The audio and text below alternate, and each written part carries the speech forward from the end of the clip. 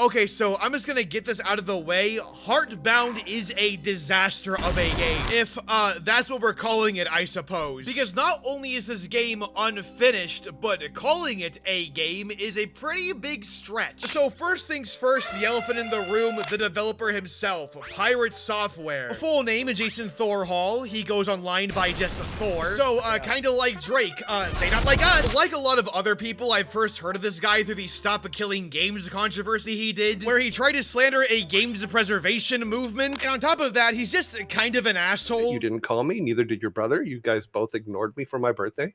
That isn't true. I sent you a text. No, you did not. Bullshit. That was last year. Bullshit. He's an asshole. That being said, though, I won't go into the man himself. There are other way better, way longer videos on all that. No, instead, I'm here to judge the art. Because if this guy is going to slander an entire games preservation movement, then he better have a game that's not worth preserving. Because if Heartbound were a great game, it would prove him wrong, right? It'd be a game worth preserving, right? Unfortunately for me, though, and thankfully for Thor, we don't gotta worry about that. Jason Thor Hall has made the best argument against Stop Killing Games by making one of the worst pieces of dog shit I have ever experienced in my life. I am normally very pro games preservation, but a Heartbound is so bad, I started questioning my beliefs. Hey, look, some games need to be gone, bro. You know what I'm talking about, in order for shit to get better. Needless to say, I did not enjoy this whatsoever. So call me Pharrell Williams, because I'm going piece by piece on this one. But first, word from our sponsor. You know, as a human being, I gotta eat food or else I'll die. You know, without food, I cease to live. And I know that's a big problem for a lot of people. It's bad for the economy. Unfortunately, I am cooked. Cooked, I say. Oh, and not in the good way either, like in the bad way. Like first you go to the grocery, then you buy the food, all that costs so much money, then you gotta like make the food and then you make it wrong and you gotta clean anyways. What's the deal with all that, dog? And thankfully my sponsor Factor has me covered for real. These guys make fresh, never frozen, dietitian approved and chef crafted meals and then bring them right to your doorstep. They got a weekly menu of 35 options including keto, calorie smart, vegan plus veggie and more. So no more cleaning up oil all over your stove and all that dumb stuff. Nah, man, you just heat this up in the microwave for 2 minutes, then you just, you know, eat it up. No joke, Factor is actually really helpful for me personally because I'm always working on videos, so if these guys give me a fresh, easy, and affordable option to just eat while I'm working. There is, like, a lot of variety, too, so this is just great for my work life in general. And if it's your first time with Factor, I'll hook you up with 50% off plus a free shipping on your first box. Just head to Factor75.com or click the link below and use code 50 to get a 50% off plus free shipping on your first Factor box. That's code 50DUMBS at Factor75.com to get 50% off plus free shipping on your first box. I would eat it on camera, but I kind of have like a ski mask on.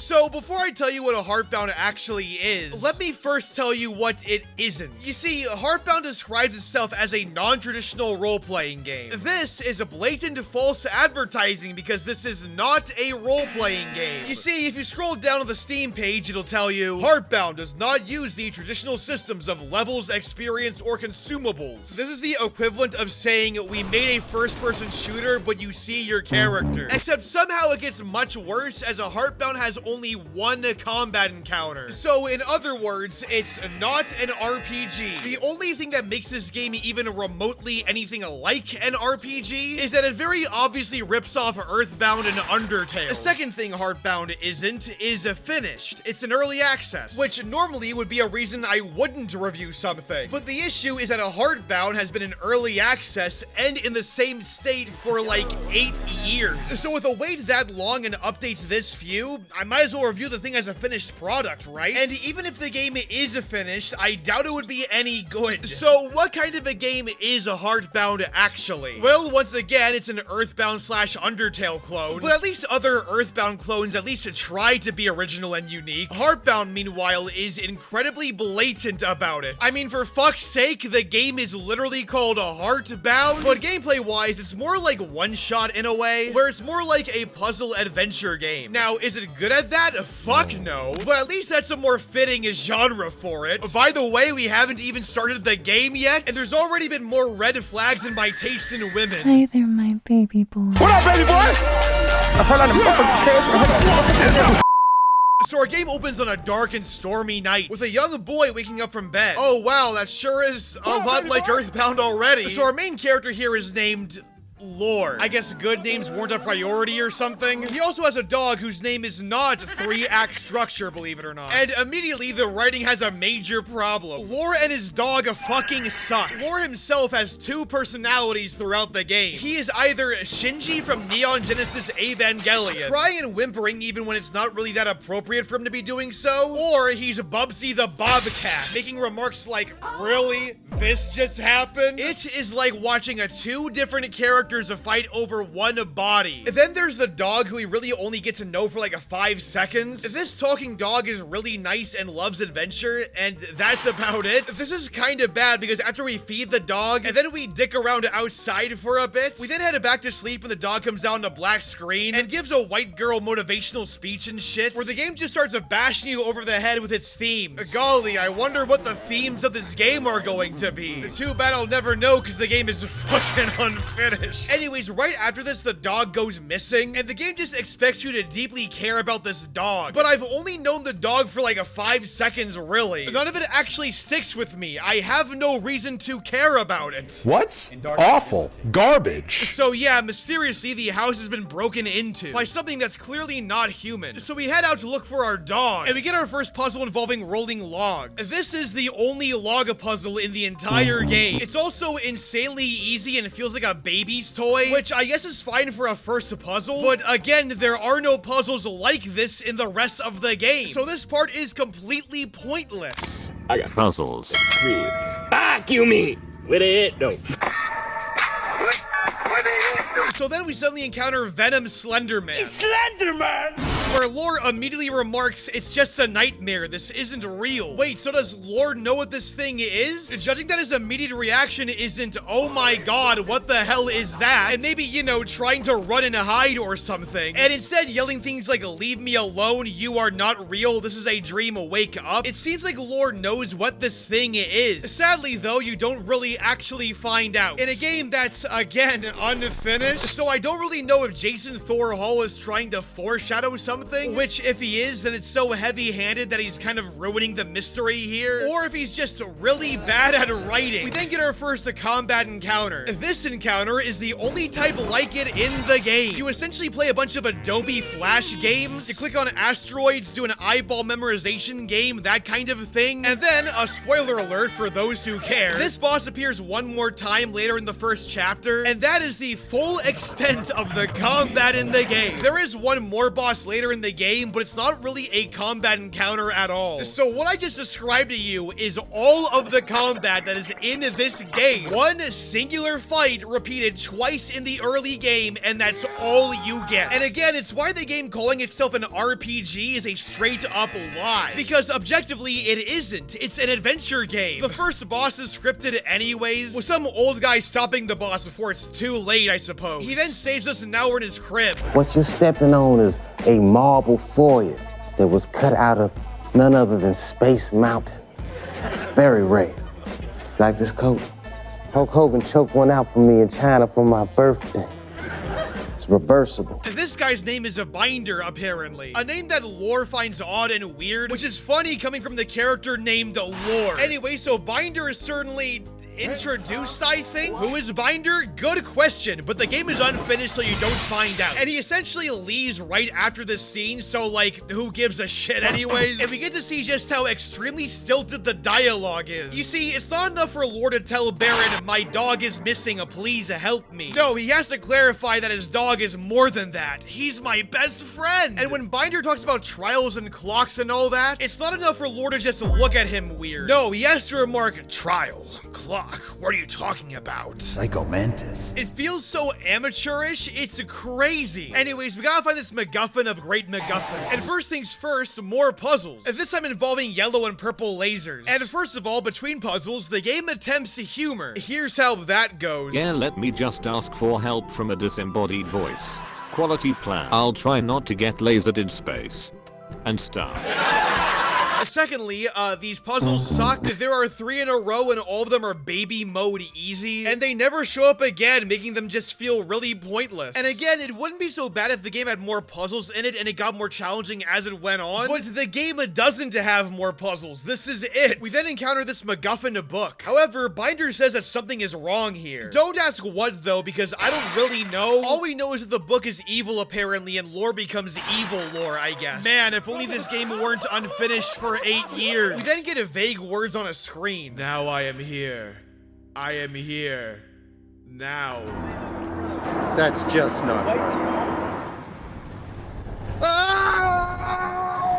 Trapped in this, I mean here in this prison. I mean a place. Holy shit, Kenneth Carson wrote this? Trap jump like Jordan. Trap jump like Jordan. Waiting for you. In my restless hearts, I see that abound. We then get the first actually cool moment in this game. So Lore wakes up in his room and follows his dog outside, only to abruptly arrive in a dark cave.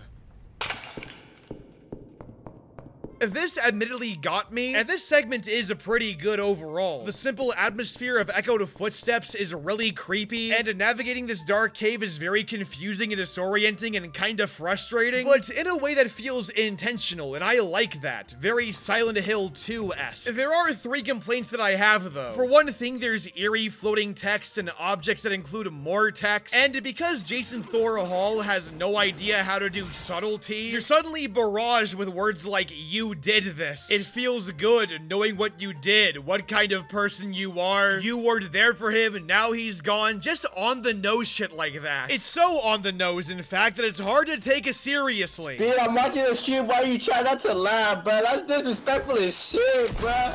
The fuck is wrong with you, bro? Secondly, and this is kind of a nitpick, but I wish more was done with the atmosphere here. Like, while playing this section, I thought to myself, what if out of nowhere you heard like a creepy footsteps in the distance or something? Sadly, nothing cool like that actually happens here, because, you know, on-the-nose eerie dialogue is so much better than that. And thirdly, so the game has collectible socks throughout this thing. I'll get into the humor later, but long story short, there are socks throughout the game, and it's kind of a running joke. And for some reason, Jason Thor Hall chose to put one of them here. So I'm sitting here trying to get immersed in the game's atmosphere, only for the game to crack a weird kind of joke at me. Well, but there goes the horror immersion, I guess. More than throws the evil MacGuffin on the ground and exclaims, all you do is lie. Lie about what? Is the book the white text or something? Does Lore secretly know the book? We then encounter Venom Slender Man again, where once again we go through the exact same boss fight as before. And might I remind you, this is the last actual combat encounter in the game. Wow, what a non-traditional role-playing game this is. We then beat the boss and see our passed out, maybe dead dog, but then the evil MacGuffin book comes out, and it turns the dog purple, but then Lore becomes like Super Saiyan or something. This causes the dog's soul to get split into 3 separate locations, to which we're given a choice on where to go first. Okay, guess I'll choose the red one then first. And now we're in a red office building, but we're in a locked room we can't get out of. We're given yet another puzzle, and believe it or not, it's somehow the most laughable one. So there's a keypad on this desk here, and what you're supposed to do is look around the room and read riddles, and to figure out the keypad code that way. Except,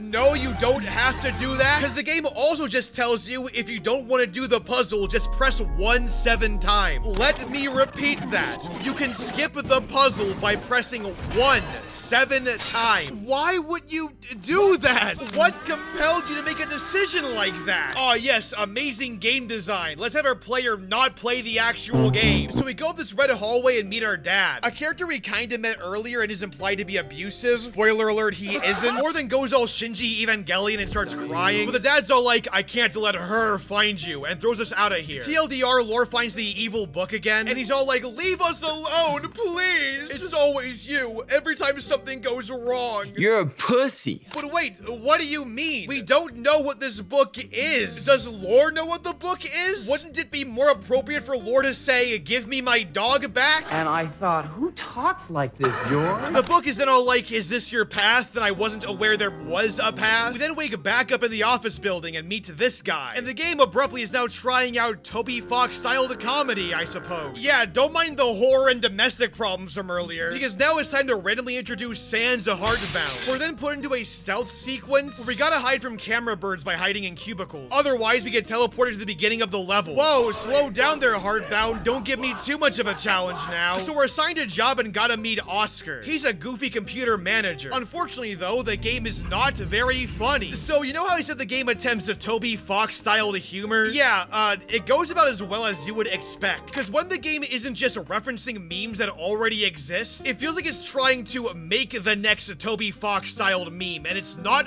funny. For example, when you meet Oscar, the computer, he tells Lore his smartliness is lacking, to which Lore responds, yeah, well, that's just your opinion, man. This is a line lifted directly from the movie The Big Lebowski. Yeah, well... Not only is it insanely out of character for Lore to say this, a character that you created in the game, and not only is it a dated reference anyways, but because I've actually seen The Big Lebowski and know the character of the dude, I'm going to associate this line with the dude from The Big Lebowski. So hearing Lore say it just pulls me out of the experience. Another example is the camera birds being called camera burbs. There's a guy who says, my hat is super cool, best anime hero in Tower Core. Shut the fuck up! These bitches love Reddit. Did a fucking Redditor write this? Don't answer that question. You must be from Reddit. Ugh, stinky, stinky. There's a part where you gotta serve lunch to people in line, and it feels like a really sanitized Undertale gag. Straight up and down to these sound effects. There's a part where you gotta find ducks, and it's really annoying, and Lore just kind of stacks them on his head. A visual gag lifted straight from Undertale, and both of these gags just fall completely flat. The game would rather imitate Undertale than actually learn the timing, pacing, and irony that Undertale actually had. Or, you know,